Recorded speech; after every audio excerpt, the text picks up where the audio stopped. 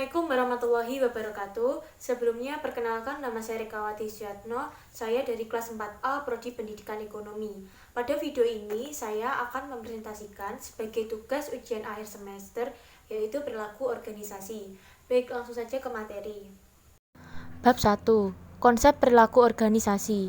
Ilmu perilaku organisasi atau ilmu tentang perilaku tiap individu dan kelompok, serta pengaruh individu dan kelompok terhadap organisasi maupun perilaku interaksi antara individu dengan individu dengan kelompok, serta kelompok dengan kelompok dalam organisasi demi kemanfaatan suatu organisasi. Selanjutnya, perilaku organisasi dalam manajemen. Manajemen tradisional atau tradisional manajemen. Setiap individu memiliki perilaku tertentu dalam perencanaan, organisasi, penggerakan, dan pengawasan. Setiap kelompok mempunyai karakteristik tertentu dalam berinteraksi di dalam maupun antar kelompok, instansi, atau unit kerja. Manajemen berdasarkan sasaran atau manajemen B-objektif. Setiap individu atau kelompok memiliki interest tertentu dalam menentukan sasaran kerja tiap unit dan bahkan sasaran organisasi. Manajemen strategik atau strategi manajemen. Setiap individu atau kelompok memiliki pandangan yang berbeda dalam menganalisis lingkungan, penentu visi dan misi, perumusan strategi, implementasi strategi, maupun pengendalian strategi. Manajemen mutu terpadu atau Total Quality Management atau TQM.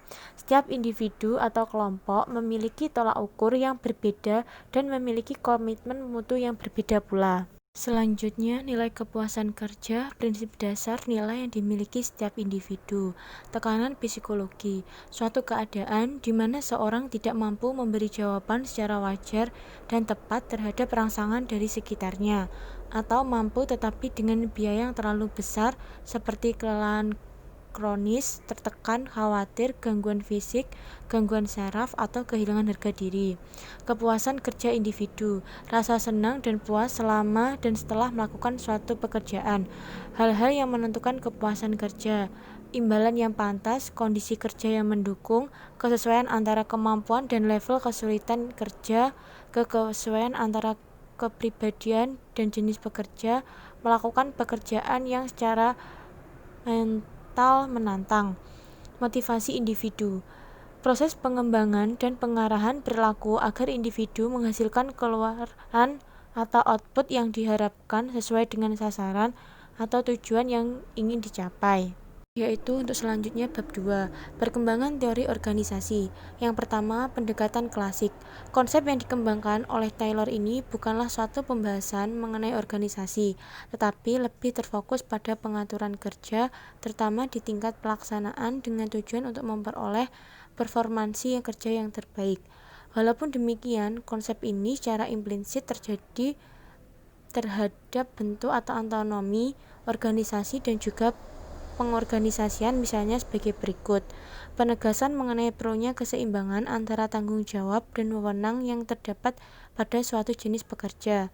Pemisahan tugas-tugas yang berbeda dan pengelompokan tugas-tugas yang sejenis yang selanjutnya dikenal sebagai pengorganisasi secara fungsional dan adanya spesialisasi tugas dalam organisasi. Memperkenalkan penggunaan standar baik untuk metode kerja maupun yang menyangkut waktu kerja sehingga bisa digunakan untuk mengontrol performansi kerja karyawan. Adanya standar membuka kesempatan untuk menetapkan cara adil upah maupun upah perangsang sebagai alat untuk memotivasi pekerja. Yang kedua, teori neoklasik. Pendekatan ini berpegang pada beberapa prinsip. Organisasi adalah suatu sistem sosial di mana hubungan antara anggotanya merupakan interaksi sosial. Interaksi sosial menyebabkan munculnya kelompok non-formal organisasi yang memiliki norma tersendiri yang berlaku dan merupakan pegangan bagi seluruh anggota kelompok. Normal ini berpengaruh terhadap sikap maupun prestasi para anggota.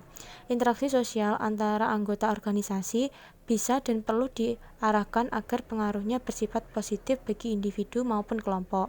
Oleh karena itu, diperlukan saluran komunikasi yang aktif untuk mengarah interaksi sosial tersebut, sebab kelompok-kelompok non-formal bisa saja mempunyai tujuan yang berbeda dari kepentingan organisasi. 3. Teori modern. Pendekatan modern mempunyai beberapa perbedaan yang mendasar jika dibandingkan dengan dua pendekatan sebelumnya, yaitu pendekatan modern memandang organisasi sebagai suatu sistem terbuka, yang berarti bahwa organisasi merupakan bagian subsistem dari lingkungannya. Pendekatan-pendekatan sebelumnya selalu memandang organisasi sebagai suatu sistem tertutup yang tidak dipengaruhi oleh keadaan lingkungan. Keterbukaan dan ketergantungan organisasi terhadap lingkungannya menyebabkan bentuk organisasi perlu disesuaikan dengan kondisi lingkungan, di mana organisasi berada, yang berarti bahwa tidak ada bentuk organisasi ideal yang berlaku secara umum atau universal di seberang tempat atau kondisi. Selanjutnya, pendekatan dalam fungsi organisasi. Menurut Weber, kekuasaan adalah kemampuan seseorang dalam setiap hubungan sosial guna mempengaruhi orang lain. Ia juga mengumumkakan adanya 3 jenis kewenangan atau otoritas, yaitu kewenangan tradisional terjadi ketika perintah atasan dirasakan sebagai suatu yang sudah pantas atau sudah benar menurut ukuran tradisi. Kewenangan biokratif merupakan bentuk yang paling relevan dalam biokrasi, karena kekuasaan diperoleh dari aturan-aturan biokrasi yang disepakati dan dari seluruh anggota organisasi. Kewenangan karismatik merupakan kekuasaan yang diperoleh karena karisma dari kepribadian seseorang. Yaitu selanjutnya bab 3, dasar-dasar perilaku individu. Karakteristik biografis merupakan karakteristik pribadi yang dapat diperoleh dalam berkas personalia dari seseorang karyawan seperti usia, jenis kelamin, status kawin, jumlah tanggungan, dan masa kerja. Kemampuan, kapasitas seorang individu untuk mengerjakan berbagai tugas dalam suatu pekerjaan. Kemampuan individu tersusun dalam 2 perangkat faktor, yaitu kemampuan intelektual dan kemampuan fisik. Kinerja meningkat apabila ada kesesuaian pekerjaan dengan kemampuan. Karyawan akan gagal apabila mereka memiliki kekurangan kemampuan yang disyaratkan. Kepribadian merupakan jumlah total dari cara-cara dalam mana seorang individu bereaksi dan berinteraksi dengan orang lain. Sesuatu yang terdapat dalam diri individu yang membimbing dan memberi arah kepada seluruh tingkah laku yang bersangkutan. Faktor-faktor pembentuk kepribadian, yaitu yang pertama keturunan atau genetik, kedua lingkungan, dan yang ketiga situasi.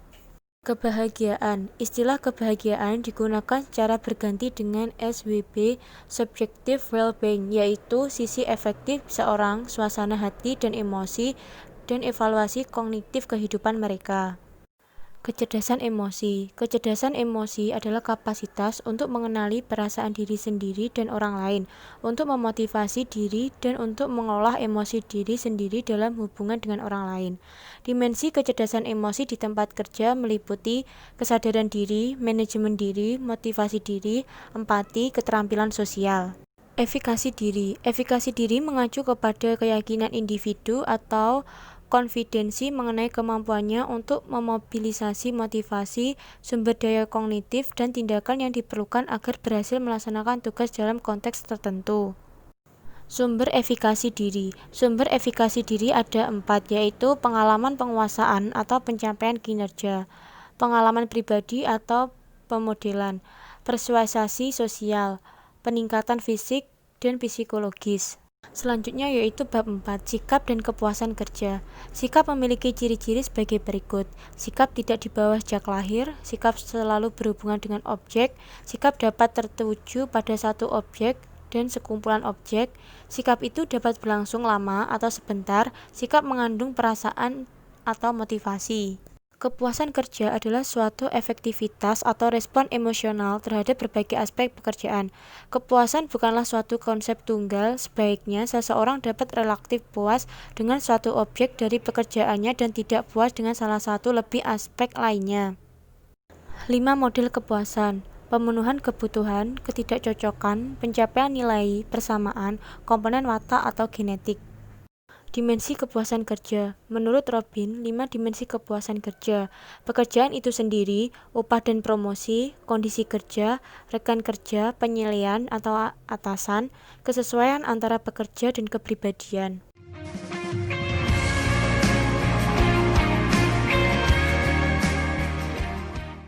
Sekian presentasi dari saya. Apabila ada kata kurangnya saya mohon maaf. Wassalamualaikum warahmatullahi wabarakatuh.